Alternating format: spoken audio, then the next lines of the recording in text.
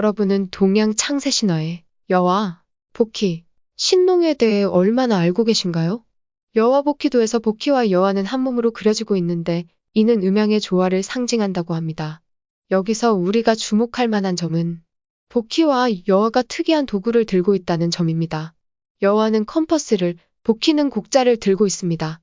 기적을 보이는 모습이 아니라 기술을 보여주고 있습니다. 그리스 신화의 신들처럼 손에 번개나 삼지창이 아니라 과학의 산물인 컴퍼스와 곡자를 든 모습을 묘사했다는 점입니다. 과연 여와 복희는 신화 속의 전설일까요? 이들은 고도의 과학기술로 원시인들에게 문명을 선물해준 신이 아닌 다른 존재였을지도 모릅니다. 중국 원나라 때 학자 증선지의 18사략에 의하면 창세 신화의 사망은 여와, 복희, 신농이며 이들이 전해준 발명이 인류 발전에 막대한 영향을 끼쳤기 때문에 후세인들은 그들을 가르켜 사망이라고 칭송하였다고 합니다. 사망 중 첫째 태우 복희.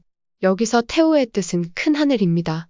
복희의 외모는 상당히 특이하게 묘사되고 있는데요. 사람의 머리에 뱀의 몸을 하고 있다라고 전해지고 있습니다.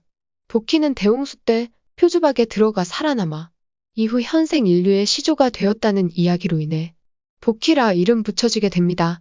복희는 인류에게 사냥하는 법, 불을 다루는 법 등을 가르쳤다고 합니다. 사냥하는 법이라고 한다면 특별할 게 없구나 할 수 있겠지만 활이라면 어떨까요? 현재 발견된 가장 오래된 인류의 활은 6만 년 전 아프리카에서 발견되었고 유라시아 대륙의 경우 5만 년 전의 것이 가장 오래된 것입니다. 석기를 사용한 최초의 유사인류는 250만 년 전이라고 하는데 240만 년 동안 도구를 사용하다가 극적으로 6만 년 전에 자연스럽게 활 사용 방법을 알아냈다기보다는 누군가에게 배웠다라는 게 더 설득력 있어 보입니다. 남신 복희는 여신인 여와와 남매이며 동일체로도 여겨지고 있습니다. 여와는 태초에 인류를 흙으로 만들어 번성케 했다는 최초 인류의 창조신이라 불리는 여신입니다. 여와는 인류를 만들고 혼인을 관장하여 인류가 스스로 번식할 수 있게 만들었다고 전해지고 있습니다. 대홍수 때 여와는 인류를 구하기 위해 물을 퍼내며 물길을 만들었다고 하는데 너무 급하게 파내는 바람에 동부 지역만 심하게 깎여 나아가 현재의 서쪽은 높고 동쪽이 낮은 중국 대륙의 지형이 되었다고 전해지고 있습니다. 여와와 복희는 대홍수 이후 서로 결합하여 한 몸이 되고 음양의 조화를 이루어 자손을 낳아 현생 인류의 시조가 되었다고 합니다. 전 세계를 아우르는 대홍수 이야기는 대체 언제쯤이나 과학적 발견을 통해 증명될 수 있을지 궁금합니다. 역사적 신화 등에서의 근거는 차고 넘치지만 현재 과학기술로는 대홍수 미스터리를 풀기에는 조금 이른 듯합니다. 사망의 마지막 인물인 신농에 대해 알아보겠습니다.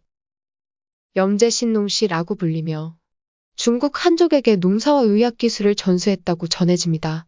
최초의 한의서인 신농 본초경의 저자로 알려져 있습니다. 현존하는 가장 오래된 기록으로 명나라 때 쓰여진 집본이 남아있습니다. 신농은 단지 신화 속 인물이라고 하기에는 내용이 구체적인 부분이 많습니다.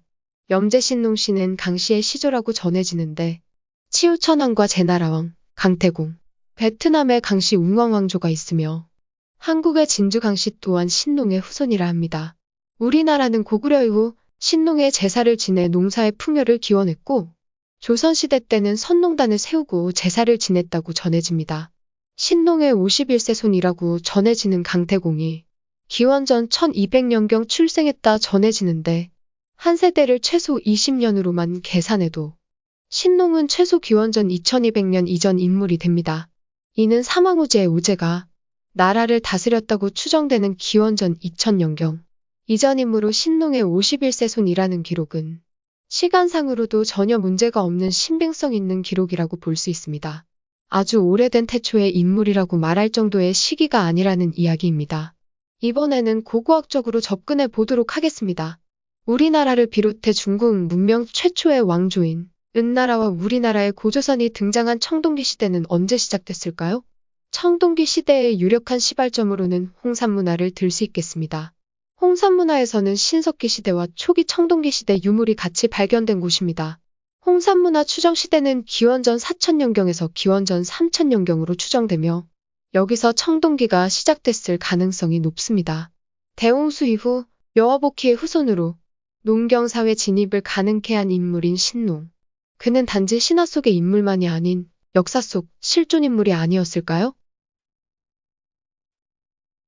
즐겁게 봐주셨다면 구독과 좋아요 부탁드립니다.